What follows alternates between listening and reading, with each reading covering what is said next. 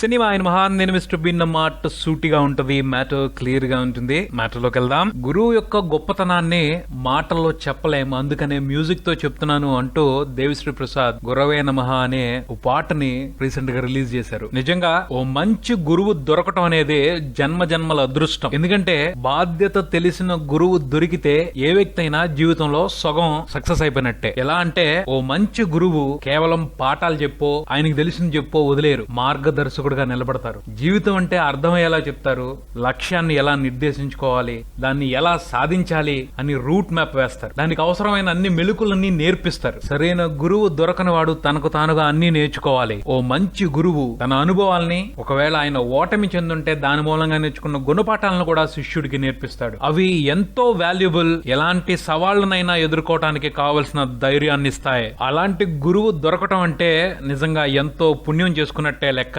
ఈ పాట విన్న తర్వాత దేవిశ్రీ ప్రసాద్ మహా అదృష్టవంతుడే అనిపించింది. ఎందుకంటే దేవిశ్రీ ప్రసాద్ కి తన గురువు మీద ఎంత ప్రేమ ఉందో ఈ గురవే నమః పాటలో అణువణువునా కనిపించింది. దేవిశ్రీ ప్రసాద్ థర్డ్ స్టాండర్డ్ లో ఉన్నప్పుడు ఫస్ట్ టైం మాండోలిన్ శ్రీనివాస్ గారిని కలిశారంట. దేవి మదర్ మ్యూజిక్ నేర్పించమని ఆయన దగ్గరికి తీసుకెళ్లారంట. శ్రీనివాస్ గారు దేవిని పరీక్షించి అతని ఆసక్తి తెలుసుకుని మ్యూజిక్ నేర్పించడానికి అంగీకరించారంట. 10 సంవత్సరాలు ఆయన దగ్గర సంగీతాన్ని అభ్యసించాడంట దేవి. కేవలం సంగీతం మాత్రమే కాదు, జీవితానికి సంబంధించి ఎన్నో అమూల్యమైన విషయాల్ని ఆయన శిష్యరికంలో నేర్చుకున్నాను అని ఆనందంగా చెప్తున్నారు దేవి. ఉప్పలపు శ్రీనివాస్ తెలుగువారు, పాలకొల్లు ఆయన జన్మస్థలం, చెన్నైలో స్థిరపడ్డారు. మాండోలిన్ శ్రీనివాస్ గా ఆయన ఓల్డ్ ఫేమస్.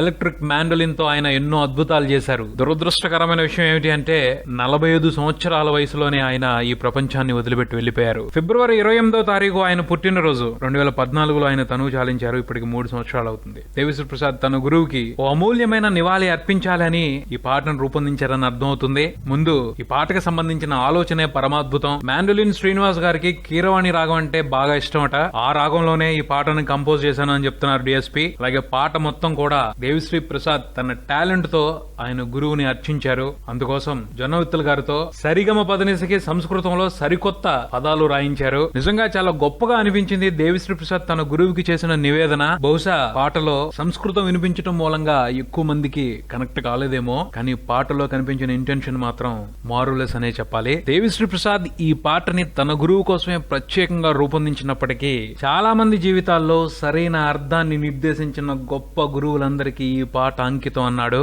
నిజమే, గొప్ప గురువులందరికీ ఈ పాట నిజమైన నివాళే. గురవే నమః. For more updates please do subscribe Maruti talkies.